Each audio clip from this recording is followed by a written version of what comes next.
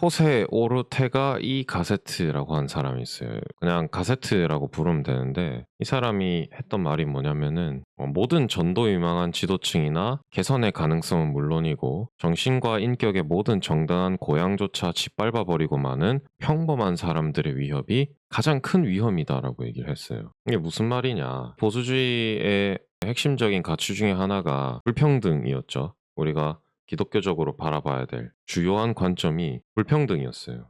그래서 이 불평등이 무엇을 하느냐? 평범한 사람들, 그러니까 뭔가 특출나지도 않고 그렇다고 해서 지극히 낮은 수준에 있는 그런 사람들도 아니고 이도저도 아닌 그런 평범한 계층들 때문에 탁월한 자들, 우월한 사람들의 희생이 강요되기 때문입니다. 그래서 모든 전도 유망한 지도층이나 개선의 가능성, 은 물론이고 정신과 인격의 모매한 자세, 태도들을 평범한 사람들이 짓밟아 버리기 때문에 그래요. 이게 사실 뭐 평범한 사람들 때문이다라고 보기에는 어렵습니다. 왜냐하면 그 사람들은 그대로 있거든요. 가만히 있는데 이렇게 부추기는 게 뭐냐? 평등을 강조하는 정부, 국민을 위한 정부가 이러한 모습을 부추긴다는 거예요. 평범한 사람들을 위해서 우월한 사람들을 희생시켜 버리는 그러한 문화 때문에 평범한 사람들이 우월한 계층들의 가능성이라던가 그리고 고상해지려고 하는 더 높아지려고 하는 인격적인 태도 이런 것들을 짓밟아 버린다라는 거. 그래서 이 불평등을 무시하는 정부가 정당하지 않은 정부다라고 얘기를 하는 거예요. 정부가 평범함으로 지배해 버리는 과정이 있어요. 아까 말했듯이 제일 먼저 해야 되는 것, 열등한 이들을 만족시키려고 우월한 사람들을 끌어내려 버려요. 어떠한 명목하에? 적폐청산이라는 명목하에 이제 뭐 재벌가들의 회장 그리고 뭐 수뇌부들을 불러들여 가지고 조사받게 하고 뭐 재판받게 하고 이런 것들 많이 보죠. 이게 다 열등한 자들을 위해서 열등한 자들을 만족시키려고 우월한 사람들을 평범하게 끌어내리는 겁니다. 그래서 이 열등한 국민들을 만족시키게 하는 거죠. 국민들은 사실 이건 폄훼시키는 건 아니지만 모든 국민의 평균을 내보면 그렇게 탁월하지 않습니다. 국민들이 세상을 이끌어간다라고 생각하면 안 돼요. 탁월한 지식인들, 지성인들, 그리고 경제인들, 뭐 경영인들이나 어떠한 아주 고매한 지식을 가진 학자들, 요런 사람들이 사실 국가를 이끌어간다라고 봐야 됩니다. 근데 그러한 국가를 이끌어가는 자들을 평범함이라는 단어 아래 끌어내린다는 거죠. 그렇게 한 다음에 동시에 어떻게 하느냐. 잠재력이 있는 사람들마저도 좌절시켜 버립니다. 동시에 진행을 하는 거예요. 이미 탁월한 사람들은 끌어내리고 올라가려고 하는 사람들을 막아서는 겁니다. 그러면서 표면적으로는 어떻게 되겠어요? 평등함이 유지가 되는 것처럼 보이겠죠. 능력 있는 사람들이 잠재력을 구현하려고 하는 이 본능적 욕구, 요게 영혼을 향한 갈망입니다. 이게 인간이 가지고 있는 타고난 우리가 창조되었을 때의 본성이라는 거죠. 영적인 것들, 영원한 것들을 향한 갈망, 욕구가 있는 거예요. 내 잠재력을 구현하려는 아니면은 나의 자아를 실현하려고 하는 욕구. 이게 제일 고매한, 제일 상위에 있는 욕구죠. 심리학적으로 봤을 때는.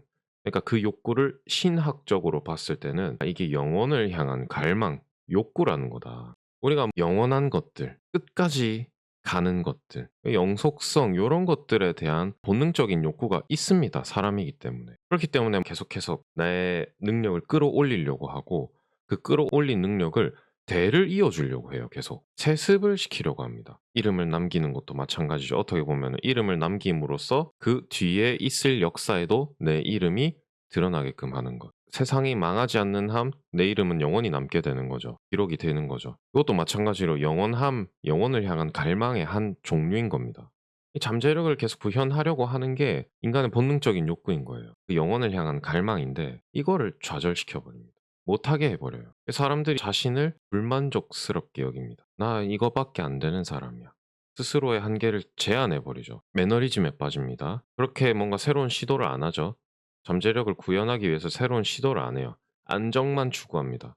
그러니까 삶이 지루해져요. 전 국민이 그러한 모습을 취하게 되는 겁니다. 지금 사회를 보면은 거의 이런 상황까지 도달했다고 봐야 돼요. 그렇기 때문에 도덕적으로도 질적으로도 물질적으로도 개선이 되지 않아요. 새로운 시도가 없기 때문에. 이렇게 계속 방해한다는 거죠. 못 올라가도록 방해한답니다. 마지막으로 결국 이렇게 되면 어떻게 되냐? 모든 사람들의 복지에 아주 부정적인 영향을 끼치게 되어 있습니다. 아무도 잠재력을 구현하지 않고 이미 탁월한 자들은 평범함이라는 이름 하에 끌어당겨졌습니다. 누구들까지요? 책임 있는 지도자와 롤 모델들까지 끌어내려진 겁니다. 평범함을 강조하는 국민을 위한 정부가 이걸 빼앗아 버리는 거예요. 결론적으로 모든 국민은 판에 박힌 일상을 살아가도록 강요받게 되는 겁니다. 우리가 살다 보면 사회가 정한 룰 같은 걸 많이 느낄 때가 있어요. 사람들이 뭐에 홀린 것처럼 똑같이 살아갑니다. 나이가 뭐 20대 초반이 되면 이걸 해야 되고 20대 중반이 되면 요걸 해야 되고 20대 후반, 30대 초반이 되면 요걸 해야 되고 30대 후반까지 뭘 준비를 해야 되고 40대 초반에는 뭘 해야 되고 이거 뭐 정부가 정했나요? 뭐 책에 적혀 있습니까? 성경에 이런 게 적혀 있나요? 아니요. 요거는 사회가 정한 룰인 겁니다. 이렇게 사람들을 세뇌시키는 게 평범함을 강조하는 정부라는 거예요. 그러니까 사람은 불평등하기 때문에 사회 구조도 불평등할 수밖에 없습니다. 정부가 존재한다는 것 자체가 불평등한 거예요. 왜? 국가를 이끌어가는 지도자, 권위와 권력이 있기 때문에 일개 국민과 같나요? 정부 지도자들이? 다르죠. 불평등한 겁니다, 애초에. 경영인들과 일개 국민이 같나요?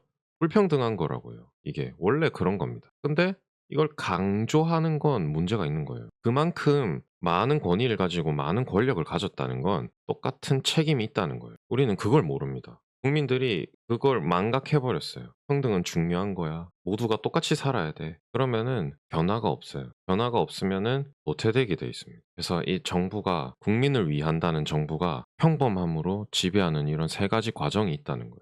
뭔가 우리나라랑 조금 비슷할 것 같지 않나요? 지금 우리나라가 처한 상황, 지금 우리나라의 사회의 모습과도 너무 닮아 있습니다. 지금 우리나라는 평범함으로 지배받고 있다라고 봐야 되겠죠. 그렇다면 진정으로 나쁜 정부와 좋은 정부는 무엇인가? 이거를 또 구분해 볼 수가 있습니다. 분별할 수가 있어요, 이거를. 나쁜 정부는 방임 자유 정부입니다. 제가 계속해서 말씀드렸죠. 자유만으로는 좋은 게 아닐 수 있다. 자유만으로는 선하지 않다. 얘기를 많이 했습니다. 왜냐? 무조건적으로 자유, 평등, 박애를 추구를 한다는 거는 질서가 없다는 얘기거든요. 이 안에는 질서가 없죠. 이게 프랑스의 상징이에요. 자유, 평등, 박애. 국기에도 나와 있죠. 파란색, 흰색, 빨간색. 요게 사실 되게 이상적이고 멋져 보이고 이렇게 느껴지지만 프랑스는 근대, 현대에 넘어오면서 보수주의의 대적자가 돼 버렸습니다.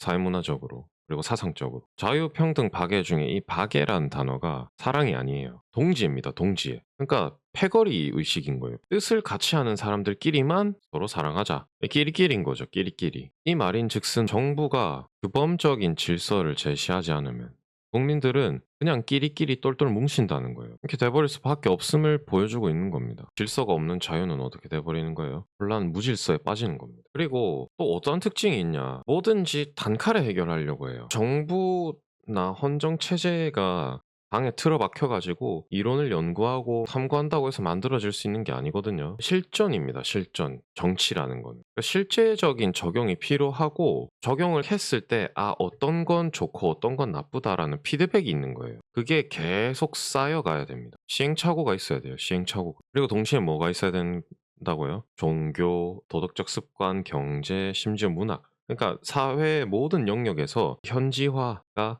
이루어져야 되는 겁니다. 체제만 쏙 갖고 온다 해가지고 그게 뭐 성공적인 정치라고 보면 안 돼요. 현지화가 이루어져야 됩니다. 미국의 헌정 체제를 우리나라한테 그대로 이식시켜 버리면은 똑같이 대국이 될까요? 전혀 아니에요. 그렇지 않습니다. 현지화가 이루어져야 되는 거예요. 근데 나쁜 정부는 이거를 무시해 버리는 겁니다. 무시하고 깊게 사유하지 않아요. 고민하지 않고 좋은 게 좋은 거지. 이때까지 이렇게 좋게 해왔는데 하면서 단칼에 해결을 해버리려고 하는 거죠. 그러나 본 정부는 어떤 정부냐? 의존하는 정부입니다. 뭐에 의존한다고요? 법을 의존하는 정부. 법은 곧 질서, 규율, 규칙 이런 것들이거든요. 그러니까 이 절대적 질서, 도덕적 질서 이런 질서들에 의존하는 정부가 좋은 정부라는 겁니다. 그리고 좋은 정부는 일단 뭘 인정을 하는 거죠? 불평등을 인정하는 정부라는 거죠. 조금 더 우수한 사람들이 자신의 약속, 능력을 발휘할 수 있도록 허용을 하되 이들이 억압하지 않도록 견제를 하는 겁니다. 그래서 정부가 이 능력 있는 자들의 잠재력을 실현해 줄 뿐만 아니라 동시에 그 능력 있는 자들이 독재까지 넘어가지 못하도록 막아서는 것. 이게 정부의 역할인 거죠. 그래서 이 보수의 뿌리라는 책에서는 이렇게 얘기를 하고 있는 겁니다. 보다 능력 있는 사람들의 권리를 인정하는 것뿐만 아니라 보통 사람들이 이들에게 선동받지 않도록 보호를 해주는 것. 요 두 가지 일을 동시에 해야 되는 게 좋은 정부의 역할이라는 거죠. 그 다음 두 번째로 국민들의 전통. 요게 이제 질서입니다. 규범적 삶의 방식과 일치된 정부를 최선이라 생각하고 지향하는 거. 이 바른 정부라는 거는 도덕과 정치에서 진정으로 공정한 권위에 복종할 때 우리한테 자유가 있다라는 거를 일깨울 수 있어야 되는 거예요. 그러니까 단순하게 절대자에 복종한다, 지도자에 복종한다 요 말이 아닙니다. 질서를 지키는 그 질서 안에 있는 권위를 복종을 하는 거예요. 그래서 나중에도 얘기를 하겠지만 국가, 정부 그리고 이 질서라는 건 우리에게 울타리라는 겁니다. 울타리. 아니 복종하고 순종하고 순응하는 게 무슨 자유냐. 근데 울타리가 없는 자유는 결국에는 멸망의 길로 갈 수밖에 없습니다. 그 울타리가 우리를 보호해주고 있거든요. 이건 이제 나중에 얘기를 해보도록 하겠습니다. 그래서 좋은 정부란 불평등을 인정하는 정부다. 그래서 좀 더 탁월한 자들은 마음껏 자신의 잠재력을 발현하되 그들이 또 반대로 보통 사람들을 억압하지 못하도록 견제하고 전통, 규범을 지키는 정부를 지향하는 그런 정부가 좋은 정부라고 할 수 있겠다.